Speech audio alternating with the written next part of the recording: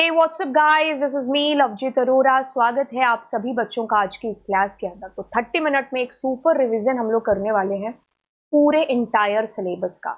शुरुआत करेंगे डेटाबेस के साथ में। इट्स लाइक अ कंटेनर, ऐसा कंटेनर जिसमें हम डेटा को रखते हैं और वो जो डेटा हम रखते हैं वो सारा आपस में इंटर रिलेट होना चाहिए ताकि उसका एक मीनिंग, एक सेंस है जो निकल पाए। A database is a collection of inter relate data. DBMS एक ऐसा सॉफ्टवेयर है, it is a software that is responsible for storing. क्योंकि डेटाबेस की बात करते हो तो उसमें क्या होगी, हमारी टेबल होगी। टेबल में क्या होगा, डेटा स्टोर होगा। हमें उस डेटा को फ्यूचर में चाहिए तो उसके लिए हमें मेंटेन करके रखना होगा अपने डेटाबेस को। एंड यूटिलाइजिंग डेटाबेसेस, तो ये जो सारी चीजें हम सोच रहे हैं कि हम अपने डेटाबेस के साथ करेंगे, कि हम उसमें डेटा स्टोर करेंगे, मेंटेन करेंगे, कोई फ्यूचर में हमें रिकॉर्ड की जरूरत होगी तो हम उसे फैच कर सकते हैं। तो हमें सॉफ्टवेयर की मदद से ये सारी चीजें हैं जो कर रहे होंगे। आपने डेटाबेस की बात की है, आपने टेबल की बात की है, तो बिल्कुल हमारे पास यहाँ पर टेबल है जो होती है, और टेबल को हम रिलेशन कहते हैं। और टेबल के अंदर जो एट्रीब्यूट्स होते हैं, यानी कि जो कॉलम्स होते हैं, यानी कि जो फील्ड्स होते हैं, तो मतलब ये एक ही चीज का नाम है। वैसे ही रोज को ट्यूपल्स या फिर रिकॉर्ड्स भी बोला जाता है। डिग्री होती है जी आपके टेबल के अंदर जितने भी कॉलम्स है उनका नंबर इज कॉल्ड डिग्री, और जितनी भी रोज हैं वो होती हैं कार्डिनलिटी। खत्म हो गई बात। प्राइमरी की आपके टेबल में एक होगी, और जितनी भी मतलब जो भी जिसको भी आप प्राइमरी की रखेंगे उसमें सारा डेटा यूनिक होगा, एंड कभी भी उसमें नल वैल्यू नहीं आ सकती। यूनिक की में और प्राइमरी की में सिमिलैरिटी है कि दोनों में यूनिक वैल्यूज आएंगे, बट यूनिक की में नल वैल्यूज भी है जो आ सकती है। फॉरेन की दो टेबल्स को आपस में जोड़ रही है, ठीक है। तो फॉरेन की बनने के लिए पहले तो किसी दूसरी टेबल की प्राइमरी की होना पड़ेगा। फॉरेन की में जितना भी डेटा आता है वो प्राइमरी की से ही पैच होकर के आता है। प्राइमरी की एक टेबल में एक है, लेकिन फॉरेन की एक टेबल में एक से ज्यादा हो सकती है। प्राइमरी की में कभी नल नहीं आ सकता, फॉरेन की में नल वैल्यूज आ सकती हैं। कैंडिडेट कीज, यानी कि आपकी टेबल में जितनी भी यूनिकली आइडेंटिफाई हो सकती हैं, मतलब जितने भी एट्रीब्यूट्स हो सकते हैं, उनका डेटा हो सकता है यूनिकली आइडेंटिफाई, वो सब एट्रीब्यूट्स कैंडिडेट कीज होते हैं। उनमें से एक को यदि आप प्राइमरी की बना देते हो तो पीछे जो बच जाता है that is your alternate keys. ठीक है, ये चीज पता चल गई आपको। कंस्ट्रेंट्स हैं आपके पास में, primary, unique, default, null and check constraint. Constraint हम अपनी टेबल पर लगाते हैं ताकि हमारी टेबल की एक्यूरेसी और रिलायबिलिटी है जो बनी रहे। प्राइमरी की आपको बता चुके हैं, यूनिक की आपको बता चुके हैं। नॉट नल कंस्ट्रेंट हम वहां रखते हैं जहां पर हमें कोई नल वैल्यूज नहीं डालनी है। डिफॉल्ट कंस्ट्रेंट तब होता है कि जब हम अपनी टेबल में डेटा को मिस कर देते हैं कि इस कॉलम में हमें नहीं पता क्या रिकॉर्ड आएगा, तो उस टाइम पर वो जो डिफॉल्ट वैल्यू टेबल क्रिएशन के टाइम पर रखी गई होगी वो वहां पर आ जाती है। ठीक है। चेक कंस्ट्रेंट में भी हम एक कंडीशन लगा रहे होते हैं, जैसे एज है, कोई 500 ना एंटर कर दे या -500 ना कर दे, तो हम ऐसे कंडीशन लगा देते हैं। ठीक है। ओके, सो टेबल क्रिएशन आपको पता है, बस आपको क्रिएट टेबल, टेबल का नाम एज इट इज ये लिखते जाना है, कॉमा के साथ सेपरेट करते हुए, और इसको बंद कर देना है पैराथिंसिस को, और इसमें सेमीकोलन लगा देना है। ठीक है। डीडीएल डीएमएल बता चुके हैं। डीडीएल डेटा डेफिनेशन लैंग्वेज है, डेटा मैनिपुलेशन लैंग्वेज है। ये टेबल की स्ट्रक्चर के साथ काम करती है हमारी DDL, and create, alter, drop इसमें कमांड्स होती है। डेटा के साथ में काम करती है जो टेबल में स्टोर होता है, और उसमें सिद्धू है ना, सेलेक्ट, इंसर्ट, अपडेट, डिलीट का यूजेज होता है। कैर वैर कैर ये फिक्स्ड टाइप का है, ये वेरिएबल लेंथ का है। इसमें जब हम श्योर हैं तभी हम इसका यूज करते हैं, जब हम श्योर नहीं है कि कैसा डेटा आएगा तब हम वैर कैर का यूज करते हैं। इसमें मैवरी बेसिस के चांसेस नहीं रहते हैं क्योंकि तो इसमें होते हैं, ये फिक्स्ड टाइप का है। ठीक है। ओके, प्राइमरी की बता चुके हैं, यूनिक की बता चुके हैं। ऑल्टर डीडीएल की कमांड है, अपडेट डीएमएल की कमांड है। ऑल्टर के थ्रू आप टेबल की स्ट्रक्चर में चेंज करते हो, अपडेट के थ्रू आप टेबल का डेटा अपडेट करते हो। अपडेट के अंदर वेयर क्लास यूज हो सकता है, ऑल्टर में नहीं हो सकता। ड्रॉप डीडीएल की है, ये डीएमएल की है। ड्रॉप के अंदर आप टेबल की स्ट्रक्चर को डिलीट कर सकते हो, डेटाबेस को डिलीट कर सकते हो। इसके साथ हम वेयर क्लॉज लगा करके उस स्पेसिफिक रिकॉर्ड को डिलीट करा सकते हैं जिसको हम कराना चाहते हैं, या फिर पूरी टेबल के ही डेटा को आप डिलीट कर सकते हो। ठीक है, ये कॉमन हो गया, आप इसका स्क्रीनशॉट लेकर के इसको याद कर सकते हो। टेबल की स्ट्रक्चर देखनी है तो DESC या फिर डिस्क्राइब टेबल के थ्रू भी कर सकते हो। ऑल्टर कमांड के ये सारे मैंने यहां पर लिख दिए हैं कि कब इसके साथ ऐड, ड्रॉप या फिर चेंज, मॉडिफाई का यूज है जो होगा। ठीक है। ड्रॉप बता चुकी हूं कि टेबल और डेटाबेस को ड्रॉप करने के लिए यूज में आएगी। इंसर्ट कमांड का यूज होता है कि जब आपको डेटा इंसर्ट करना है तो इंसर्ट इनटू टेबल का नाम और सीक्वेंस वाइज आप अपने डेटा को लिख देते हो, ठीक है। सो इंसर्ट इनटू और एक के ज्यादा रिकॉर्ड आपने करने हैं तो कॉमा डाल डाल करके आप ऐसे डाल सकते हो, आपको स्पेसिफिक में डालना है तो आप ऐसे डाल सकते हो। आप नल एंट्रीज भी है जो आप कर सकते हो, NULL आपको कैपिटल या स्मॉल में लिखना है। और जब भी डेट या टाइम एंटर करेंगे तो ध्यान रखेंगे डेट में पहले ईयर फिर मंथ फिर डे, और टाइम में पहले आवर्स फिर मिनट फिर सेकंड्स, ठीक है। सारे एट्रीब्यूट्स के लिए हम स्टार यूज करते हैं, कुछ स्पेसिफिक के लिए हम उनका नाम लिख देते हैं कि ये डिस्प्ले हो जाए, ठीक है। अपडेट कमांड हमारी होती है डेटा को अपडेट करने के लिए, अपडेट टेबल का नाम, सेट एट्रीब्यूट और वो चेंज वेयर क्लॉज से हम स्पेसिफिक कर सकते हैं कि इस रिकॉर्ड को डिलीट कर दो। डिलीट के साथ डिलीट फ्रॉम टेबल का नाम इतना लिखते ही आपके पास सारा डेटा डिलीट हो जाएगा। अगर आप वेयर क्लॉज से स्पेसिफाई कर देंगे तो वही रिकॉर्ड डिलीट होगा। बिटवीन हमारा रेंज के लिए यूज में आता है, जैसे अगर आपने लिखा कि हाँ मार्क 60 से 90 तो 60 टू 90 भी हमारा इंक्लूड है जो होगा। अगर नॉट लगा देंगे तो वो स्पेसिफिक के अलावा वाले रिकॉर्ड आपके पास में आ जाएंगे। हम पैटर्न मैचिंग का यूज तब करते हैं जब हमें श्योर नहीं होता है कि भाई ये क्या नाम था, आप मैच करा रहे हो पैटर्न। परसेंट का यूज तब होगा जब हमें कुछ भी नहीं पता है, ठीक है। जैसे मैंने कहा किसी का नाम अगर ए से शुरू हो रहा है, किसी का नाम ए से खत्म हो रहा है, किसी के नाम में ए कहीं पर भी आ रहा है, किसी का नाम ए से शुरू और मान लो एम पर खत्म, ऐसे में आप ये यूज कर सकते हो। और अगर हम अंडरस्कोर की बात करेंगे, ये देखो मैंने एनीवेयर लिख दिया, ये ए लिख दिया, आप इससे समझ जाओ कि मैंने अभी भी जो चीज लिख करके दिया। अंडरस्कोर मतलब आपको पता है कि कितने कैरेक्टर आ सकते हैं, क्या आ सकता है पता नहीं, 4 है तो भाई 4 लेंथ हो सकती है। ये फर्स्ट लेटर पता नहीं, सेकंड लेटर ये होगा ए, ठीक है। इसी तरीके से ऐसे करते करते आप इसको कर लोगे। इन इन यानी कि हम ये कह रहे हैं कि क्या हो सकता है ये हाउस जिसका रेड और ग्रीन है वो लोग डिस्प्ले हो जाएं, ठीक है।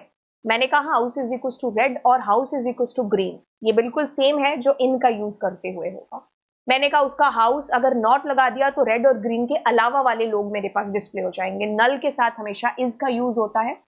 और ऑर्डर बाय उन सारे क्वेश्चंस में यूज होगा जहां पर असेंडिंग डिसेंडिंग लिखा होगा। बाय डिफॉल्ट असेंडिंग ऑर्डर में आपका रिकॉर्ड आ जाता है, आप DESC लिखोगे तो डिसेंडिंग में आ जाएगा। एग्रीगेट ये 6 है, सिर्फ ये है जिसके साथ इंक्लूड होता है नल का रिकॉर्ड, ठीक है। ओके, हैविंग का यूज होता है जब ग्रुप बाय के बाद आपको कंडीशन लगानी है, ठीक है।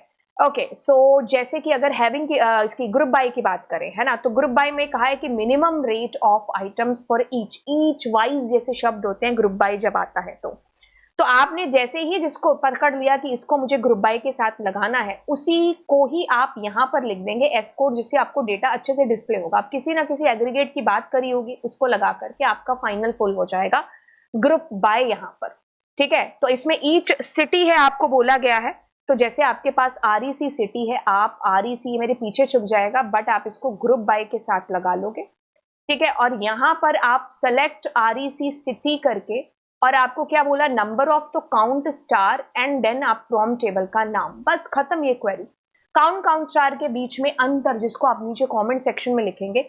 जॉइंस यानी कि दो टेबल को आपस में जोड़ रहा है। जब आप कार्टेशियन प्रोडक्ट करते हैं तो रोज रोज मल्टीप्लाई होते हैं, कॉलम्स जुड़ता है, यही वो है जिसमें हर एक टेबल का डेटा दूसरी टेबल के डेटा के साथ आता है, ठीक है। ओके, अब हम आगे चलते हैं और यस ये सारी चीजें हो चुकी हैं। एंड अब देखिए यहाँ पर आपके पास connectivity, import MySQL dot connector, ये आपका एक बेसिक फॉर्मेट है जो आपको याद ही कर लेना है क्योंकि पेपर में आएगा तो ये तो आपको करना ही करना है। और हो सकता है उसमें लोकल होस्ट ये सब दे रखा हो कि ये आपको एंटर करना है, ठीक है। ओके, अब कर्सर हमने कॉल कर लिया है। अब कर्सर हमने कॉल किया है तो उसी के थ्रू हम एग्जीक्यूट कराएंगे अपनी क्वेरीज को। यहां पर आपकी जो क्यू लिखा है ना, यहां पर सारी एसक्यूएल की क्वेरीज जो आपने करी हैं वो सारी की सारी आपकी आएंगी, ठीक है। ओके, अब आप दोबारा से याद कर लीजिए, MySQL connector dot connect host user password, अगर डेटाबेस दे रखा है तो लगा दो, वरना ये तो इंपॉर्टेंट है कि पिप install MySQL connector।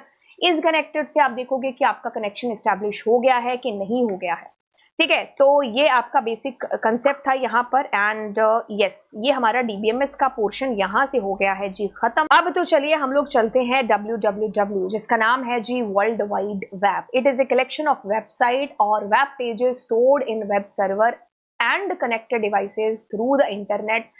These websites may contain text, images, audio, sound। देखिए क्या चीज हो रही है, अगर हम इस www की बात करेंगे तो हम लोग कहेंगे कि ये जाल है किसका, वेबसाइट्स का। यहाँ पर कलेक्शन है वेबसाइट्स का, वेब पेजेस का। जो सारे के सारे वेब पेजेस, वेबसाइट्स क्या हैं, आपस में कनेक्टेड है, ठीक है।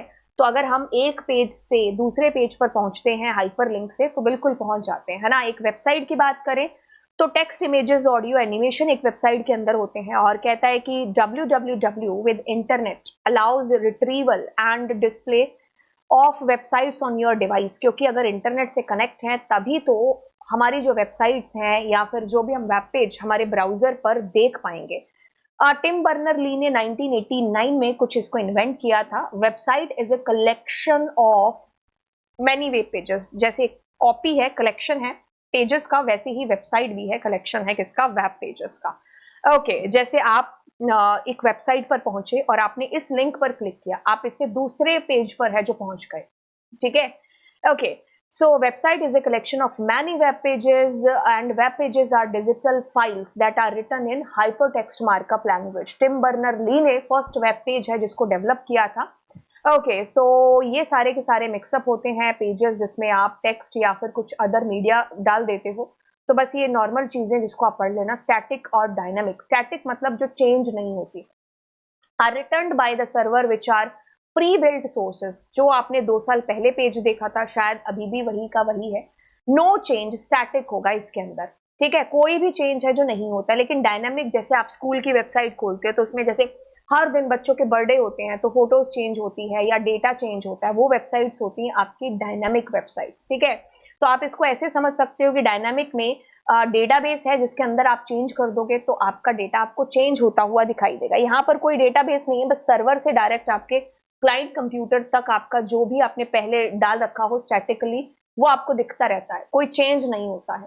Web page, it is a document available on world wide web. Web pages are stored on web server. बिल्कुल जैसे अगर हम वेबसाइट की बात करें तो कलेक्शन ऑफ वेब पेजेस, तो अभी उस वेब पेज को पढ़ रहे हैं हम लोग यहाँ पर, ठीक है। तो ये वेब ब्राउजर पर आपका ओपन होता है एंड इस वेब पेज के ऊपर आप कोई ग्राफिक, कोई ऑडियो, वीडियो ये सब देखते हो। और हमारे वेब पेजेस हाइपर लिंक हैं जिनसे एक दूसरे से कनेक्टेड होते हैं। First page is home page कहलाता है। एंड अब वेब पेज और वेबसाइट के बीच में आपका अंतर है जिसको आप बड़े ढंग से पढ़ लीजिएगा इसका स्क्रीनशॉट लेकर के। होस्टिंग एक ऐसी ये सर्विसेज है, ठीक है। वेब होस्टिंग क्या है, सर्विसेज है। आपने एक ऐसी वेबसाइट बनाई जिसको आप चाहते हो कि आप देश दुनिया को दिखाओ, तब आपको सर्विस लेनी पड़ेगी वेब होस्टिंग की, ठीक है। तो वो वेब सर्वर पर आपकी वेबसाइट को अपलोड करेंगे। और ये जो है ये बहुत सारी कंपनीज हैं, जैसे GoDaddy है, जस्ट होस्ट है, तो होस्ट पापा है, तो आपको ये सर्विस प्रोवाइड करती हैं। आप इनको पैसे दोगे, ठीक है, और ये आपको इसके बदले वेब होस्टिंग की सर्विस प्रोवाइड कराएंगे। Web hosting is a service that allows organisation and individuals to post website और web page on to the internet, ठीक है। तो आप इंटरनेट पर आप चाहते हो कि रात को कोई 3 बजे भी आपकी वेबसाइट खोले या सुबह भी खोले तो दिख जाए आपकी वेबसाइट, तो बस सर्वर पर अपलोड हो जाएगी। बस आप उनको जितने टाइम के लिए आपने उसको अपलोड कर रखा है तो वो उतने टाइम के आपको पैसे हैं जो पे करने पड़ेंगे, ठीक है। तो ये कुछ कंपनीज हैं जो वेब होस्टिंग की सर्विस प्रोवाइड कराती हैं, जो नीचे मैंने लिख रखी है फोटोज। वेब ब्राउजर एक सॉफ्टवेयर है, एप्लीकेशन सॉफ्टवेयर है, ठीक है। ये वो जरिया है जिसके थ्रू आप अपनी कोई भी वेबसाइट, वेब पेज को ओपन कर पाते हो, ठीक है। तो गूगल क्रोम, ये सारे नाम जो लिख रखे हैं ये सारे वेब ब्राउजर के ही नाम हैं।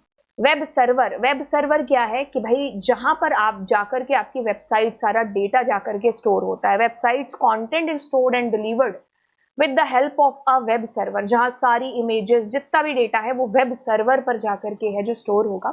हम इधर से रिक्वेस्ट भेजते हैं, वेब सर्वर पर रिक्वेस्ट जाती है, वहां से वो डेटा हमारे पास आ रहा होता है।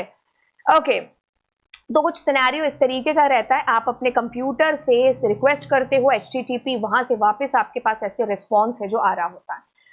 आईपी एड्रेस एक यूनिक एड्रेस है जो कि आप कह लीजिए एक लॉजिकल एड्रेस है, आपके इंटरनेट सर्विस प्रोवाइडर के थ्रू आपको प्रोवाइड कराया जाता है, ठीक है। आप अगर इंटरनेट से कनेक्ट हैं तो आपका एक ऑफ कोर्स एक अलग आईपी एड्रेस है जो होगा, ठीक है। तो इस तरीके से एक आईपी एड्रेस आपको मिलता है। जगह चेंज तो आईपी एड्रेस भी है जो चेंज, IPv4, IPv6, बस इसमें वर्जन का अंतर है, ठीक है। ये 32 बिट का है, एक 128 बिट का है, ठीक है, क्योंकि इसमें ज्यादा से ज्यादा नंबर हैं जो आ जाते हैं, राइट। और ये नया वर्जन है जो आप कह सकते हो, ठीक है। HTML hyper text markup language, ठीक है। इसमें जो कोड्स हैं, सॉरी जो इसमें टैग्स होते हैं, कोड नहीं सॉरी टैग्स होते हैं इसके अंदर, ये केस सेंसिटिव नहीं होता है और हम इससे वेबसाइट, वेब पेजेस, इनकी डिजाइनिंग वगैरह करते हैं। स्टैटिक पेजेस हैं जो हम इनके थ्रू बनाते हैं। एक्सएमएल जो है मार्कअप लैंग्वेज है। टैग्स प्री डिफाइन नहीं होते हैं इसके अंदर एंड इससे हम डेटा के साथ में है जो डीलिंग कर रहे होते हैं। ठीक है, आप हमारे खुद के टैग्स हैं जिनको हम क्रिएट कर सकते हैं। It's a case sensitive. ठीक है, ये अंतर इसके अंदर लिखा हुआ है जिसको आप कर सकते हैं। URL uniform resource locator and yes, आगे चलते हुए और इसके अंदर इसका पूरा एकदम खांचा सा तैयार कर रखा है कि भाई ये प्रोटोकॉल है, hypertext transfer protocol, domain name है, डायरेक्टरी है। इस तरीके से आगे इसका फाइल का एक्सटेंशन है। ठीक है, तो डोमेन नेम आपको हर किसी का आईपी एड्रेस ना याद करना पड़े, इसलिए एक रेफर की तरह काम करता है कि जैसे xyz.com है तो एक्चुअल में तो मैंने xyz.com लिखा है, बट एक्चुअल में उसका आईपी एड्रेस होगा जो वेब सर्वर पर जाएगा और वहां से उस वेबसाइट को ढूंढ करके मेरे लिए ला देगा। ठीक है, तो डोमेन नेम इजी है याद रख पाना, इसीलिए आईपी एड्रेस की बजाय तो हम डोमेन नेम्स का यूज है जो करते हैं। ठीक है, system has been developed assign IP address, बिल्कुल आईपी एड्रेस याद रखना टफ होगा तो इसलिए हम डोमेन्स को है जो यूज कर लेते हैं। ठीक है, यूनिफॉर्म रिसोर्स लोकेटर, ये आपको पता है इसमें 3 तरीके के होते हैं डोमेन्स के अंदर, टॉप लेवल, प्राइमरी एंड सब डोमेन, है ना। ठीक है, तो ये नीचे लिखा हुआ है कौन सा टॉप लेवल है, इसको आप स्क्रीनशॉट करके कर लीजिएगा। बाकी यहाँ पर लिखा है कि प्राइमरी, सब डोमेन एंड सब डोमेन ऑफ एनआईसी। ठीक है, इसके अलग अलग मैंने डायग्राम्स बना दिए हैं, आपको समझ में आ जाएगा। टॉप लेवल डोमेन में क्या है कि इस तरीके से कमर्शियल, एड्यू और गवर्नमेंट, मिलिट्री, अलग अलग जो है डिपार्टमेंट्स कह लो या अलग अलग कंट्रीज वाइज भी हैं जो ये टॉप लेवल डोमेन्स की कैटेगरीज हैं। ठीक है, तो VoIP protocol voice over protocol है। बस इतनी सी चीज जहां पर आपका ये नेटवर्किंग का पोर्शन है जो फिनिश हो जाता है। स्टैक के अंदर क्या चीज है आपको याद रखना है, स्टैक लीफो पर काम करता है। ठीक है, इसमें टॉप वो एंड है जहां से डेटा इन होता है और आउट होता है। ठीक है, ओके, पीक का मतलब है कि आप डेटा डिलीट नहीं कर रहे हो, रीसेंट आइटम है, सिर्फ आप उसको देख रहे हो। ओवरफ्लो एक ऐसी सिचुएशन है कि अगर आपके स्टैक का साइज 5 है तो आप छठी वैल्यू डालते हो तो वो ओवरफ्लो हो जाता है। अंडरफ्लो मतलब आपका स्टैक खाली है फिर भी आप पॉप कर रहे हो कि डिलीट कर दो तो वो अंडरफ्लो हो जाएगा। ठीक है, ओके, सो पुश मतलब आप डेटा को डाल रहे हो, पॉप यानी कि आप अपना टॉप से ही डेटा को निकाल रहे हो। ठीक है, इस तरीके से ये आपकी पुशिंग हो रही है वैल्यूज की और ये आपका पॉप हो रहा है वैल्यूज। ठीक है, तो ये आपके पास स्टैक है, इसमें ये अलग अलग पुश पॉप करके ऑपरेशंस हैं। पुश मतलब आप लिस्ट का यूज कर रहे हो और अपेंड यूज कर रहे हो क्योंकि अपेंड अपने आप में ही लास्ट में वैल्यूज जोड़ता है। पॉप मतलब आपको पहले चेक करना पड़ेगा कहीं अंडरफ्लो तो नहीं हो रहा है और पॉप कर देंगे तो लास्ट आइटम आपको डिलीट करनी होगी। पीक मतलब आप -1 यानी कि लास्ट वाली वैल्यू को सिर्फ देख रहे हैं। डिस्प्ले यानी कि आप उल्टा स्टैक है जिसको आप प्रिंट करा रहे हैं। ठीक है, ये आपका एक बेसिक सा हो गया स्टैक का फंडा एंड अब इसके ऊपर सिर्फ मोस्ट इंपॉर्टेंट क्वेश्चंस है जिनको आपको लगाना है। चलते हैं, सबसे पहले तो R mode, W mode, X mode, A mode. R mode जिसमें आप अपनी फाइल को रीड मोड में ओपन करते हो, फाइल पॉइंटर 0 पर होता है एंड अगर आपकी फाइल एग्जिस्ट नहीं करती है तो ये आपको एरर दे देता है, file not found error. W mode के अंदर क्या होगा कि अगर आपकी डब्ल्यू और ए के अंदर सिमिलैरिटी होगी कि अगर आपकी फाइल एग्जिस्ट नहीं करती है तो दोनों नई फाइल क्रिएट कर देंगे। बट अब डब्ल्यू मोड की ही बात करते हैं। डब्ल्यू मोड में अगर आप इसमें ओपन करते हो तो पहले आपका पुराना डेटा डिलीट हो जाएगा, नया डेटा उसकी जगह ओवरराइट हो जाएगा। और इसमें क्या होता है कि आपका जो फाइल पॉइंटर है वो ऑफकोर्स 0 पर होगा, वो इसलिए क्योंकि पुराना डेटा तो डिलीट हो चुका है। अब नए डेटा के लिए वो सब खाली करके शुरू से ही डेटा को डालेगा। ए मोड में क्या होता है, अपेंड मोड में आपका फाइल पॉइंटर एक तो एंड में होता है, आप नए पुराने डेटा के साथ ही नए डेटा को अपेंड करते हैं लास्ट में, फाइल पॉइंटर एंड में होगा। एक्स मोड में क्या है कि बस एक यही चीज है कि इसमें अगर फाइल पहले से एग्जिस्ट करती है तभी आपको एरर देगा। ठीक है, तो ये आपके सारे मोड्स हो गए। अब फाइल आप ओपन करोगे, पहले फाइल का ऑब्जेक्ट है, वे ओपन फंक्शन है, फाइल का पाथ है, पर्पस है। ठीक है, आप इस तरीके से फाइल को अलग अलग तरीके से ओपन कर सकते हो। आर जो है दैट इज बाय डिफॉल्ट और एब्सोल्यूट जो आपका पाथ है वो है आपका फुल फ्लेज पाथ। ठीक है, मतलब सी ड्राइव से लेकर के टोटल कंप्लीट लोकेशन कहां पर आपकी वो फाइल एग्जिस्ट कर रही है। रिलेटिव पाथ मतलब आप करंट से आगे आपकी डायरेक्टरी में कहां पर आपका डेटा है जो पड़ा हुआ है। ठीक है, सो करंट वर्किंग डायरेक्टरी से आपका डेटा कहां पर है या फिर उसी डायरेक्टरी में उसी फोल्डर में तो आपका डेटा नहीं है। ठीक है, फाइल को क्लोज करते हो तो आप f.close से आप क्लोज कर देते हो। विद से अगर आप फाइल को ओपन करते हो तो आपको बंद करने की जरूरत नहीं पड़ती है, आपका हो जाता है बंद फाइल। रीड में आपका डेटा आपको स्ट्रिंग के अंदर मिलता है वापस और रीड लाइन में भी आपको स्ट्रिंग में मिलता है और इसमें आपको डेटा लिस्ट में मिलता है, ठीक है। ओके, और अगर रीड की बात करोगे तो अगर आपके जितने भी प्रोग्राम्स आएंगे वर्ड के, तो आपको इसमें ये करना है रीड डॉट स्प्लिट। अब लिस्ट आ गई, स्प्लिट के बाद अब लिस्ट से तो काम कर सकते हो कि कितने वर्ड हैं, पापा काउंट करके बताओ कौन सा वर्ड है, कितने वर्ड हैं जो पी से शुरू हो रहे हैं। कैरेक्टर वालों में आपको स्प्लिट यूज करने की जरूरत नहीं है, कैरेक्टर बाय कैरेक्टर बस आप रीड करके फोर लूप लगा देना, एक एक कैरेक्टर आपका एक्सेस हो जाएगा कि कितने आई है, कितने स्पेस है, कितने वॉवल है, कितने कॉन्सोनेंट है, कितने 1 2 3 है। ऐसे प्रोग्राम्स को हम रीड से कर रहे होते हैं। रीड लाइन ये ज्यादातर हम यूज करते नहीं, क्योंकि इसकी बजाय हमारा इससे हेल्प हो जाती है कि कौन सी लाइन एच से स्टार्ट हो रही है, कितनी लाइन है, ऑल्टरनेटिव लाइंस को प्रिंट करके बताओ, ठीक है। कौन सी लाइन है जो नंबर से स्टार्ट हो रही है, छोटे एम से शुरू हो रही है, छोटे वाई से शुरू हो रही है, हम इसका यूज करते हैं। जैसे आपने रीड लाइंस कर लिया, लिस्ट में आपका आंसर आ गया। अब लिस्ट अगर आपको आती है तो आप कर दोगे इसमें से चीजें। राइट, स्ट्रिंग में आप डेटा अपनी फाइल के अंदर भेजते हो, इसमें भी आपका डेटा स्ट्रिंग में ही जा रहा होता है, लेकिन आप मल्टीपल लाइंस भेज सकते हो। जैसे आपने लिस्ट का सहारा ले लिया तो लिस्ट में काफी सारी स्ट्रिंग्स आपने भेज दी, ट्यूपल में भेज दी, ठीक है। तो इसलिए आप लिस्ट और ट्यूपल का सहारा लेकर के एक से ज्यादा लाइंस भेज सकते हो।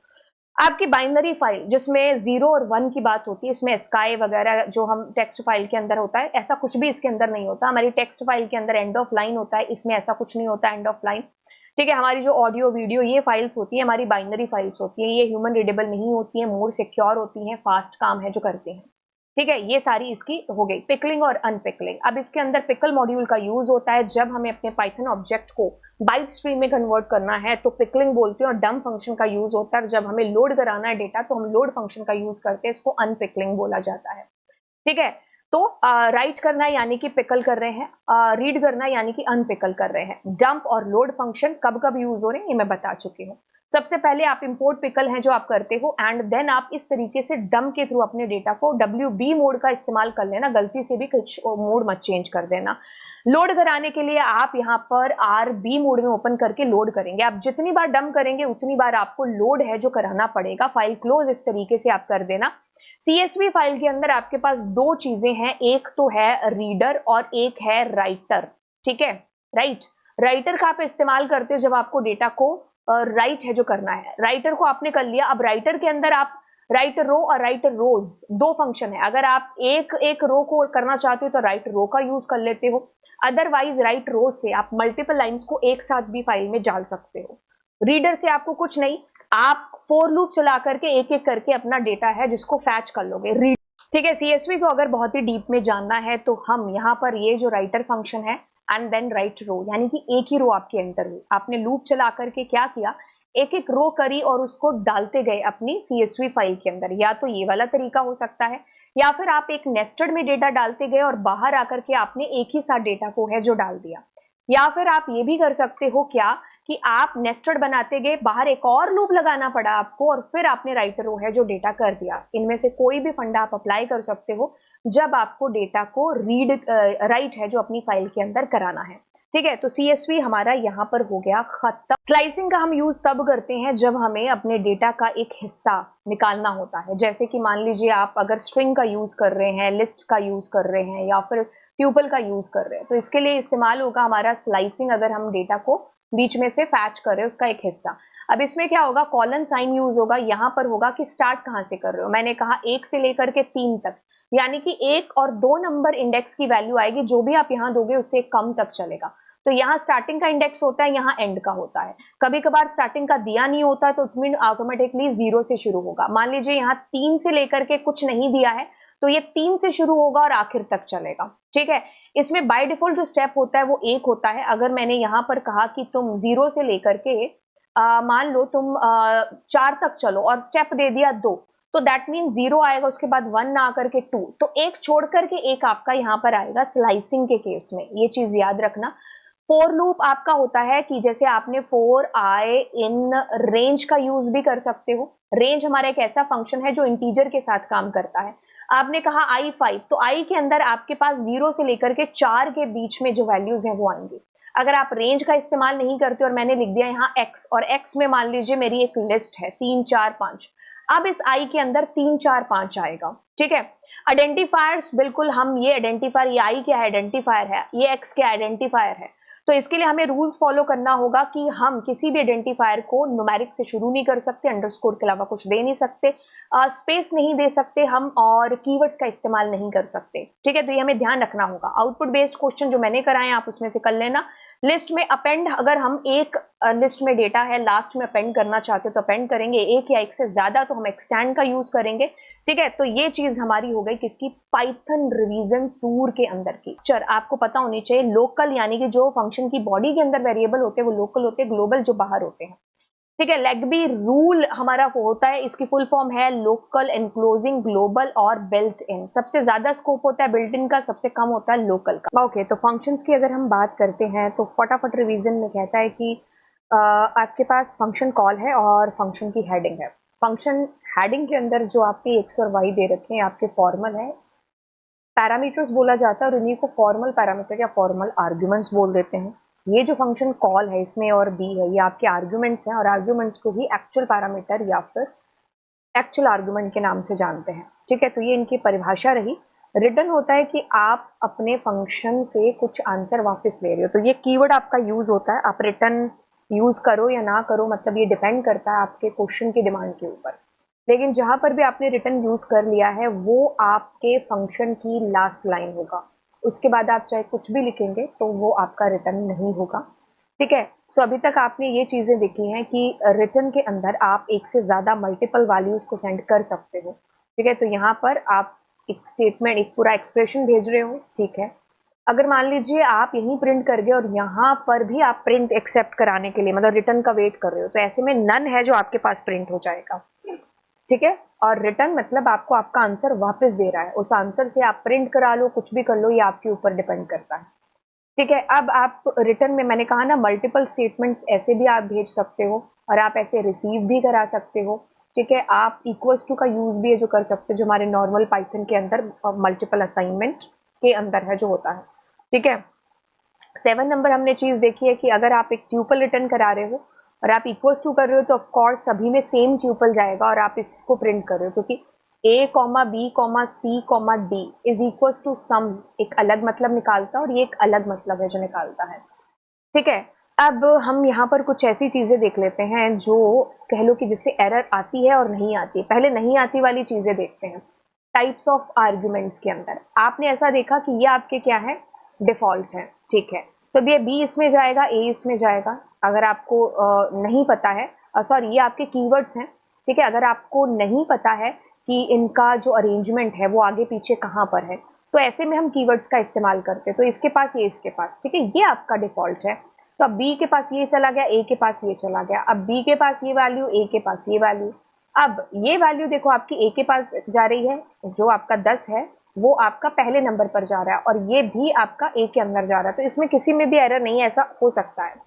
लेकिन कभी कभार हम ऐसा करते हैं जैसे ये बी में चला गया, ये ए में। अब आपको ये ध्यान रखने पड़ेगा कि ये जो आपका है ना, ये डिफॉल्ट है आपका और ये आपका पोजिशनल है, पोजिशनल पहले आएगा। ठीक है, तो पी फॉर पोजिशनल को आपको पहले रखना पड़ेगा। अब ऐसे केस में क्या किया, ये आपका फिर से पोजिशनल है जो पीछे है, तो आपको इसको आगे करना पड़ेगा। अब इस केस में क्यों एरर आ रही है, क्योंकि 10 आपने यहाँ भेजा और 10 ही आप इसमें भेज रहे हो, तो मल्टीपल वैल्यूज एक ही वेरिएबल के थ्रू रिसीव हो रही है, that is the reason for an error. ठीक है, लेग्बी रूल पढ़ने से पहले स्कोप ऑफ अ वेरिएबल, ठीक है, आपको पता है कि आपके पास जो है लोकल ग्लोबल 2 वेरिएबल होते हैं, उसके अलावा नॉन लोकल यानी कि एनक्लोजिंग और बिल्ट इन। तो इस तरीके से इनका स्कोप रहता है। ठीक है, अब जैसे आपने ये फंक्शन को कॉल किया, इसमें आपने एक्स का यूज किया, यहाँ तो यूज कर लिया, यहाँ पर कोई जानता ही नहीं क्योंकि इसका स्कोप नहीं है एक्स का। एक्स यहीं पर इसी फंक्शन में हुआ और इसी फंक्शन में डेड हो जाएगा, तो इसीलिए इसको लोकल वेरिएबल का नाम दिया जाता है जो फंक्शन की बॉडी के अंदर है। बाहर को ग्लोबल का नाम है जो दिया जाता है। ठीक है, आप ग्लोबल कीवर्ड का इस्तेमाल करके ग्लोबल के अंदर फंक्शन की बॉडी में चेंज कर सकते हो। राइट, लेग्बी रूल आपको कहता है कि लोकल का स्कोप है वो सबसे छोटा है, कम है। अब यहाँ जो आपने पाई प्रिंट कराया तो 45 प्रिंट करा देगा, लेकिन जब आपने यहाँ से लोकल को ही हटा दिया तो वो एनक्लोजिंग बाहर आएगा, नॉन लोकल की वैल्यू को प्रिंट कराएगा। जब आपके पास नॉन लोकल भी नहीं है तो स्कोप किसका है, सबसे ज्यादा ग्लोबल का है, तो ग्लोबल आपके पास में आया प्रिंट कराने के लिए। अब अगर आपके पास में ग्लोबल भी नहीं है तब हम यहाँ पर बिल्ट इन की वैल्यू के साथ काम है जो चलाएंगे, दिस इज कॉल्ड लेग्बी रूल आपके पास। ठीक है, तो ये आपके मेन चीजें थी जो मैंने आपको 30 मिनट रिवीजन के अंदर कराया इंटायर कंप्यूटर साइंस। नीचे कमेंट सेक्शन में बताइएगा एंड यस दोस्तों एक साथ में भी इस वीडियो को जरूर है जो शेयर कर दीजिएगा। Thank you so much, bye bye and God bless you all.